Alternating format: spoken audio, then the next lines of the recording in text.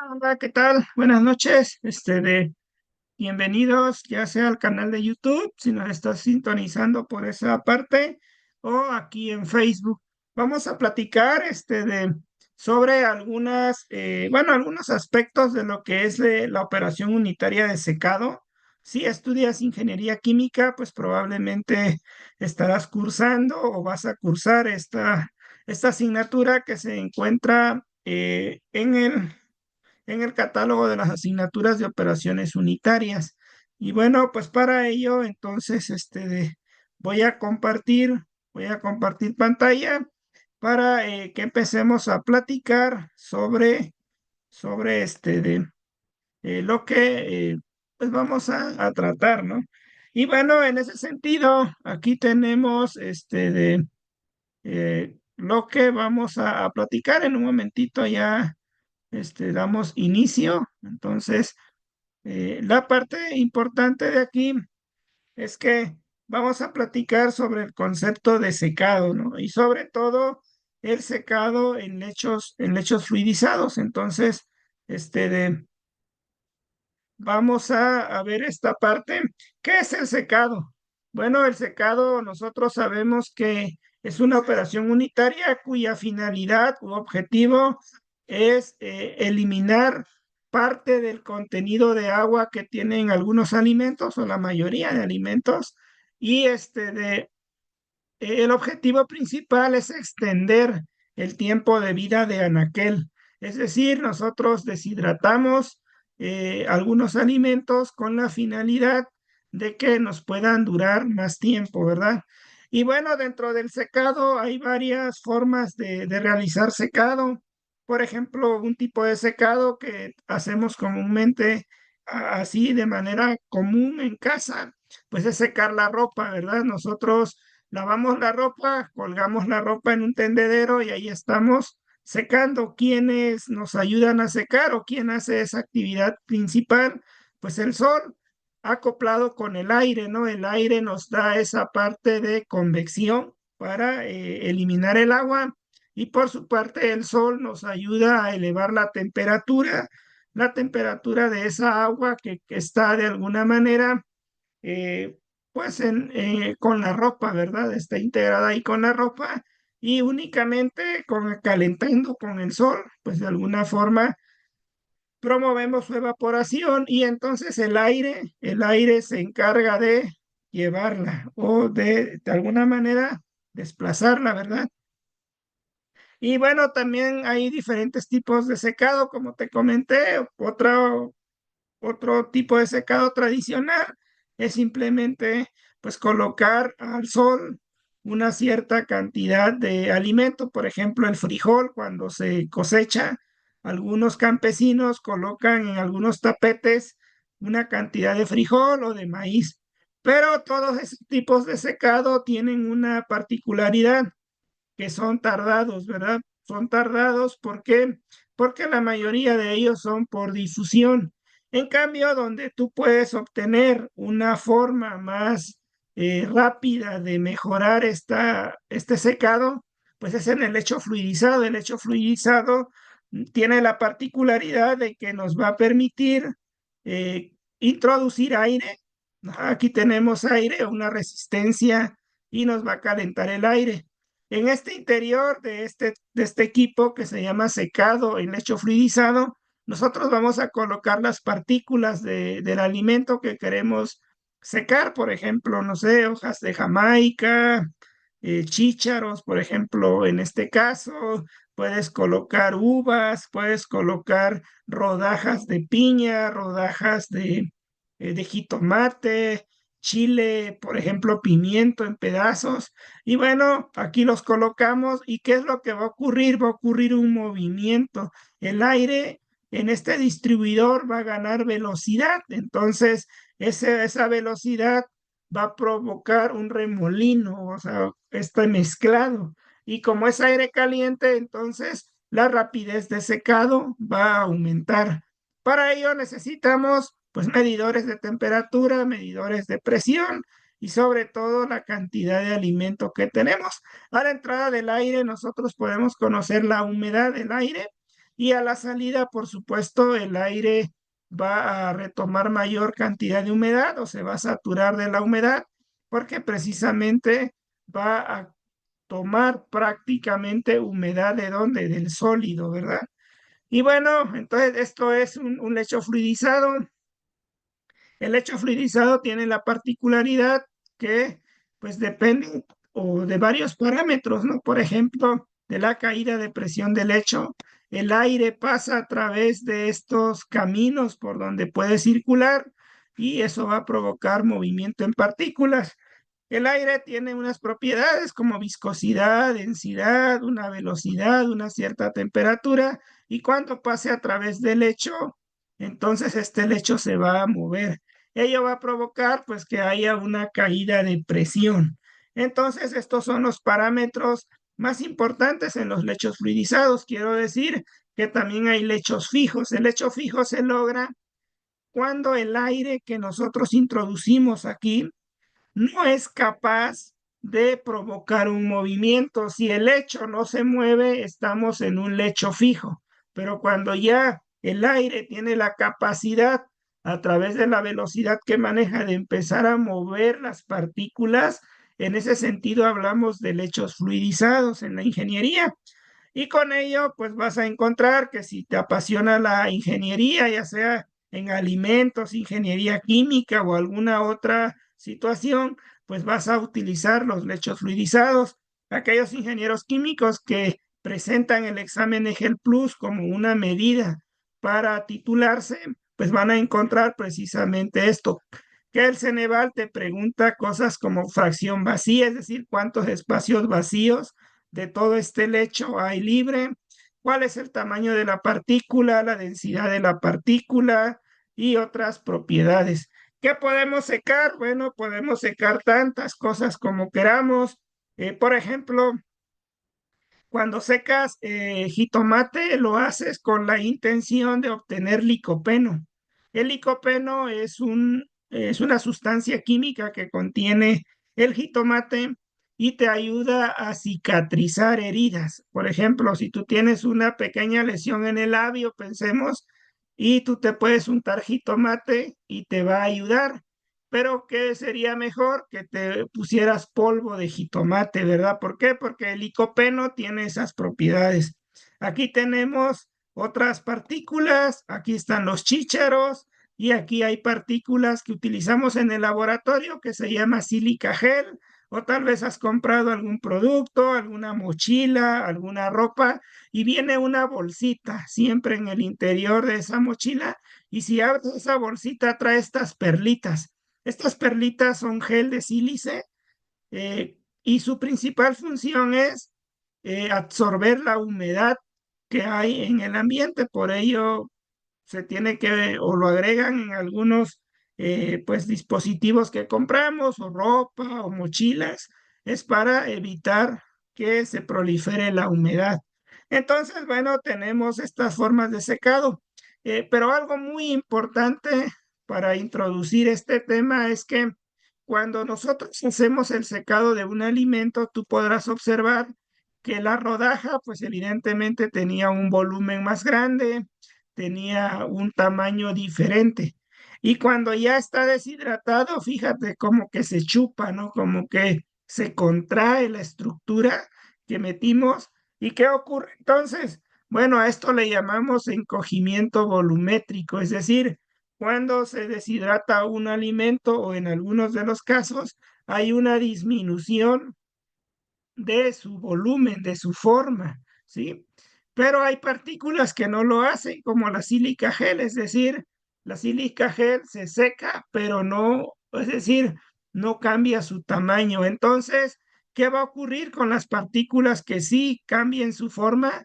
Evidentemente van a modificar su comportamiento hidrodinámico y por ello surge la necesidad de entender ello. El encogimiento volumétrico entonces es una relación de cómo cambia el volumen de una partícula con respecto al volumen inicial que tenía. ¿Por qué? Porque a medida que se vaya secando, pues al perder agua va a tener una masa menor, ¿verdad? Pero el volumen Si se mantiene, entonces la densidad de la partícula tiene que ser menor. Pero ¿qué pasa si el volumen también se contrae, se hace más pequeño y se pierde masa? Incluso la densidad en ese caso puede ser mayor para la partícula. Y bueno, hay muchos trabajos que han estudiado este tipo de fenómenos que se llaman fenómenos de transporte o transferencia de masa como tal. Y ocurre para muchos alimentos, ¿no? Para el amaranto, para los chícharos, para la uva, el ejote verde, rodajas de manzana, papa, zanahoria. Todos estos alimentos generalmente, te vuelvo a repetir, tienen un objetivo: buscar el extender su tiempo de vida de anaquel. Y bueno, aquí vamos a ver el caso particular de los chícharos, ¿sí? Los chícharos, pues nosotros los hemos consumido en harinas, los utilizamos para prepararnos alguna crema de chícharos y generalmente ya los compramos deshidratados porque si los compramos tal cual en el mercado, pues no nos duran tanto, ¿verdad? Estamos hablando que en 3, 4 días ya el chícharo se sufre un proceso de putrefacción, bueno, se descompone literalmente y es por la alta cantidad de humedad que hay dentro de la vaina y alrededor de la partícula. Eso promueve la proliferación de bacterias que como consecuencia pues descomponen el alimento, ¿no? Y este chícharo entonces nos va a servir o nos ha servido como un ejemplo de aquellos alimentos que al deshidratarse pues van disminuyendo su tamaño y por ende van a modificar la relación de los lechos fluidizados, las propiedades, por ejemplo, la caída de presión, altura del lecho y demás. Entonces ya aquí generalmente te muestro cómo lo hacemos o cómo podemos llevar a cabo el secado. Pues bueno, primero la materia prima la compramos aquí en la central de abastos de la Ciudad de México. Desenvainamos, retiramos toda la cáscara para obtener chícharos más o menos homogéneos. Algo muy importante, así como en toda la ingeniería, es muy importante el tamaño de partícula. El tamaño de partícula está relacionado con el área de transferencia, el área total de las partículas. Entonces es muy importante controlar el tamaño de partícula, ¿verdad? Y para ello diseñamos pues estas cribas de madera con un taladro y buscamos de alguna forma seleccionar por tamaños de partícula para poder estudiar la velocidad de secado, ¿verdad? Y algo muy interesante, que los alimentos hay que guardarlos a 5 grados centígrados. Eso ya es de alguna manera por norma para lograr extender. Por supuesto, cuando están en frío, el aire interno que hay en pues ahora sí en el refrigerador, hay una circulación, pues también puede remover humedad, pero en muy pequeña cantidad. Y una vez que lo tenemos así, es importante el escaldado. Más adelante te voy a decir por qué es importante escaldar un alimento. Resulta que si no lo haces, vas a promover que se va a deshidratar tu alimento, pero va a quedar roto. ¿Por qué? Porque la presión que debe alcanzar, bueno, el vapor, el agua se tiene que evaporar en el interior del líquido, pero tiene que, en el interior del sólido y tiene que salir. Pero si la estructura es rígida, pues ¿qué va a acumular? Va a acumular el vapor y de repente va a reventar como una palomita. Entonces, como esas palomitas que vamos al cine, y entonces desde el punto de vista visual o físico, no le va a agradar a nuestro consumidor final. De hecho, yo no consumiría chícharos que vengan rotos y se vean como tipo quemados incluso.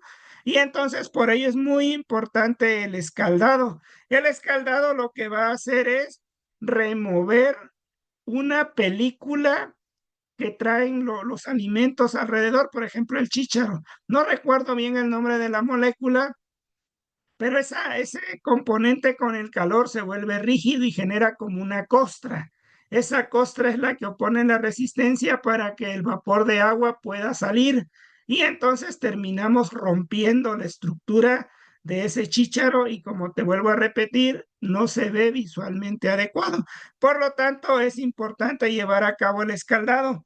Te había comentado, el diámetro de partículas se puede promediar, 20 partículas, y lo dividimos entre 20. Esta es la densidad empacada o la densidad de la partícula, la verdadera densidad cuando está libre en el lecho. Y de esta manera se calcula la concentración de agua en el sólido. Se denomina kilogramo de agua por kilogramo de sólido seco. Y este es el equipo en el que llevamos a cabo pues toda la parte experimental. ¿En qué consiste? Pues consiste en un secador. Aquí tenemos una tubería, no se puede ver muy bien en el dibujo, bueno, en la imagen, pero aquí tenemos una llegada del aire. Tenemos una serie de resistencias eléctricas que están aquí en este panel. Aquí viene y hay una serie de resistencias eléctricas que controlan la temperatura. Aquí tenemos una serie de termopares que sensan esa temperatura y están conectados a este sistema para mantener pues el hecho. En un experimento es muy difícil controlar la pérdida de calor. Bueno, aquí tratamos a través de este medio disminuir en gran medida la pérdida de calor, la pérdida de transferencia de calor, porque pues evidentemente el secador vamos a tratar de que sea diabático en su mayoría, pero te insisto, no es posible en unas ocasiones. Tenemos un rotámetro, pues nos va a medir el flujo de aire. Tenemos una válvula de aguja para controlar justo el flujo del aire. Y esta parte que está aquí es un distribuidor, es un sistema que contiene pues una placa y en esa placa hay huequitos. Ese diseño de esa placa es una cosa muy seria, entonces vamos a ver cómo se puede diseñar, pero en términos generales ahí calculamos que 85 orificios son adecuados, un arreglo que se llama pitch, que es como transferencia de calor cuando agregas una coraza con tubos, ¿cómo los arreglas? Pues también ahí entra en el secado, ¿verdad?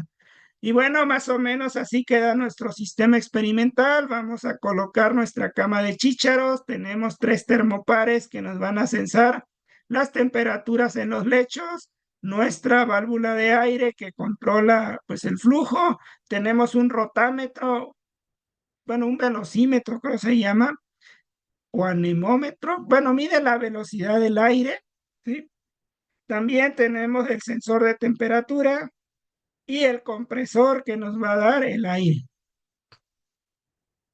Para medir la diferencia de caída de presión, pues diseñamos algo, pues sí, no tan sofisticado, pero al menos sí seguro de medir. Aquí tenemos mercurio, tenemos un manómetro en U y conectamos 2 líneas, la línea de entrada de aire, la línea de salida, bueno, una derivación de la línea de aire para poder medir la fluctuación de caída de presión a través del lecho y más o menos lo aproximamos así, ¿no? En alturas de metros de agua.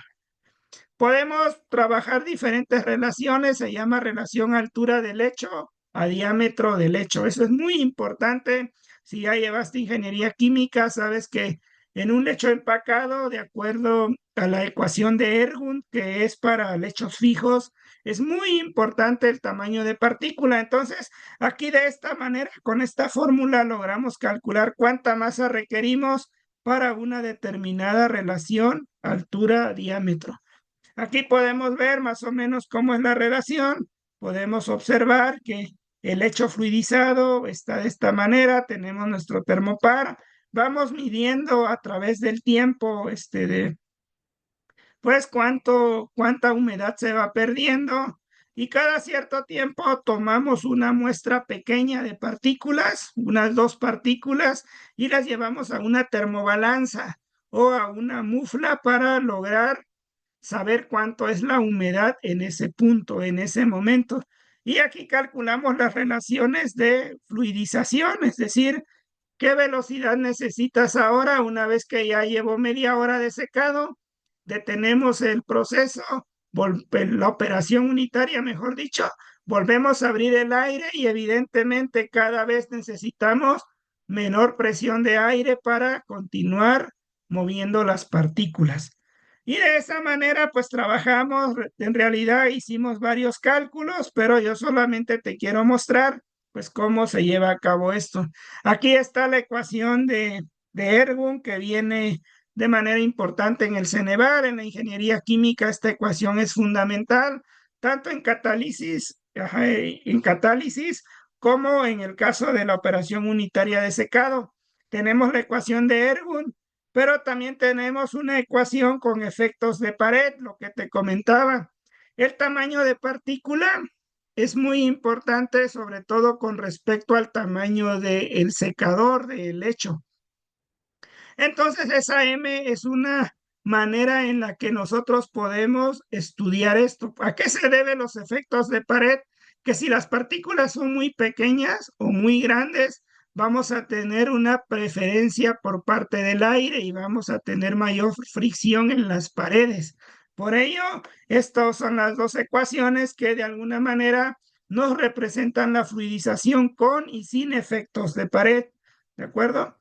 Y para las curvas de secado, nosotros generalmente monitoreamos la cantidad de humedad a un tiempo dado hasta llegar a una humedad de equilibrio. La humedad de equilibrio generalmente no se alcanza en el secador porque un secado de alimentos para lograr lo que indica la norma, que es un 5% a un 4% en base húmeda, que debes disminuir la cantidad de humedad para evitar la proliferación de microorganismos y prolongar la vida útil o el tiempo de anaquel de un alimento. La norma te dice que debe ser al menos 5% de humedad, pero eso no lo alcanzamos en un experimento de secado. Entonces se utiliza algo que se llama termobalanza. Es una balanza en donde colocamos una muestra pequeña, alrededor de 5 gramos, y extendemos un tiempo de secado a una temperatura como de 50 grados aproximadamente. No puede ser mayor temperatura, por ejemplo, no podemos meter 100 grados. ¿Por qué? Porque descomponemos el alimento. Recuerden que un alimento contiene moléculas orgánicas o especies orgánicas que se pueden descomponer por el hecho de estar a una temperatura. Entonces, esta humedad de equilibrio se calcula, se tiene pues un equipo experimental y ahí tiene que ver algo que se llama actividad del agua. La actividad le llaman AW, que es como si fuera una concentración de humedad o de agua, de un contenido de agua, y se relaciona con el contenido de humedad. Y aquí tenemos la cinética, digamos, del proceso de secado, de la operación de secado, y aquí está la energía de activación, la barrera energética que necesitamos. Si nosotros extendemos esta ecuación y no consideramos el encogimiento volumétrico, podríamos pensar que es una partícula que se mantiene en tamaño fijo, lo único que está provocando es pérdida de humedad, lo único que estamos haciendo es retirarle humedad. Pues la ecuación que gobierna ese fenómeno es esta. Pero si nosotros estamos conscientes de que la partícula se va encogiendo, el tamaño va evolucionando. Y bueno, eso lo podemos extrapolar mediante una condición de pseudoestado estacionario para tener esta parte, ¿no? Esta ecuación. Y bueno, lo que te comentaba, la cuestión de la actividad se puede relacionar así. La humedad en el equilibrio tiene que ver con la actividad del agua. Y el coeficiente de difusión de un alimento, que a veces eso es lo que en realidad queremos, medir el coeficiente de difusión de un alimento, pues lo podemos extrapolar con esta función. Y bueno, también para agregar es muy importante el estudio de la temperatura, o sea, los fenómenos de transferencias de calor. Aquí tenemos pues nuestro esquema. Este es el balance de masa, de humedad, y este es el balance de energía. Entonces tenemos que acoplar estas dos ecuaciones y podemos modelar los datos de temperatura en el lecho, que fue lo que hicimos. Aquí nosotros trabajamos una cuestión de cómo correlacionar las medidas de altura con respecto al tiempo, si bien es una aproximación, o sea, una forma que nosotros tratamos de correlacionar para poder tomar en cuenta, pues, cómo se va compactando el hecho. Entonces, tenemos estas ecuaciones Y como resultados, pues mira, si algún día quieres estudiar lo que es el secado de chícharos, pues más o menos los chícharos traen este tamaño. Hablamos de 8 milímetros y 6,5 milímetros. Aquí nosotros los separamos de manera cuidadosa con los tamices que te comenté que se prepararon. Y más o menos el contenido de humedad del chícharo es 74% en base húmeda, ya transformada a unidades de kilos de agua por kilo de sólido seco, es alrededor de 3. Entonces, aquí tenemos algunas mediciones de la densidad empacada del lecho, la densidad aparente de la partícula, el diámetro de partícula y sobre todo la desviación estándar, ¿verdad? Aquí te es lo que te comentaba, si no lo escaldas, si tú no haces el escaldado del chícharo, fíjate cómo quedan las partículas, se rompen. Y obviamente también el color, bueno, a mí, a mi gusto, yo no lo compraría, ¿verdad? A mí me vendes este chícharo y yo no lo compraría. Pero ¿qué pasa si me vendes este chícharo? Está deshidratado, tiene un colorcito más bonito, ¿no? Como verdecito, pues yo sí lo compraría y entonces ya lo puedes, le puedes agregar agua, lo hidratas y ya tienes tu sopita de chícharos o lo licúas y ya tienes pues tu crema de chícharos, ¿no? Entonces, por ese motivo es muy importante el escaldado de los alimentos. Aquí hicimos unas mediciones, cuál es la caída de presión. Esta es la curva típica de la caída de presión con la velocidad del aire en un lecho. En todo este lecho, esto se llama lecho fijo, las partículas no alcanzan a moverse. Pero a partir de aquí ya pareciera que estamos en el melati revancha, ya las pelotitas, los chícharos ya tienen movimiento, ¿sí? Entonces, esto se llama velocidad mínima de fluidización y esa velocidad para el caso de los chícharos fue alrededor de 3,9 metros sobre segundo. Tenemos más mediciones de la altura, la fracción vacía, la altura mínima de fluidización, la caída mínima de presión y la velocidad. Estos son algunos valores.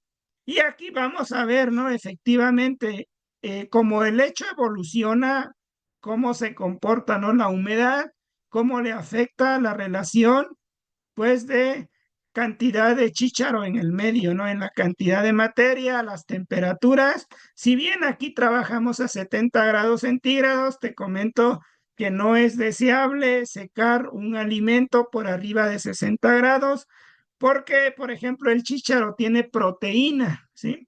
Entonces esas proteínas con el calor se desnaturalizan, es decir, la configuración de la proteína cambia y entonces ya no la va a asimilar nuestro organismo de una buena manera.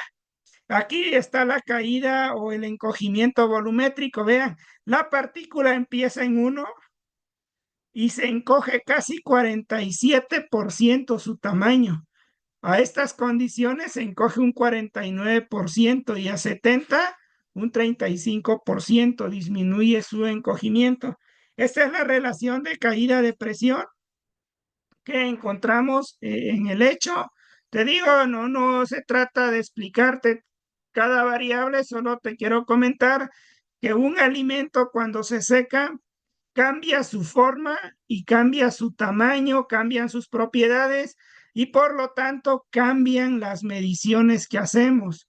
Muchos libros te dicen si no cambia el tamaño de partícula, pues no debe haber cambio en ninguna de estas variables, pero la realidad es que sí lo hay y aquí te lo estoy mostrando, ¿verdad? Entonces hay estos cambios y bueno, pues aquí tenemos las alturas del lecho, cómo cambia la humedad. Si quieres diseñar un secador más adelante, pues lo puedes hacer.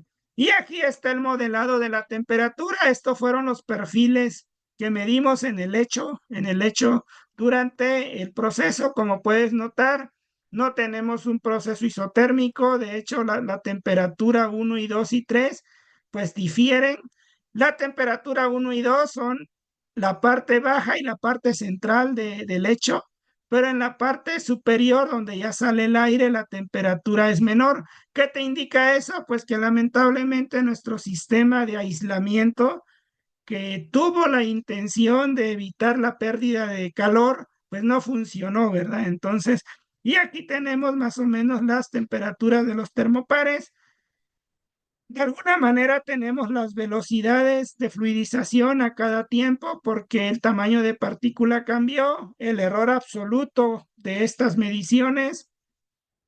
Y de esta forma, aquí calculamos el coeficiente de transferencia, la energía de activación nos dio de 33 kilojoules, que indica una energía de activación, pues la cantidad de energía que necesitamos vencer para poder, digamos, remover humedad, en este caso del chícharo.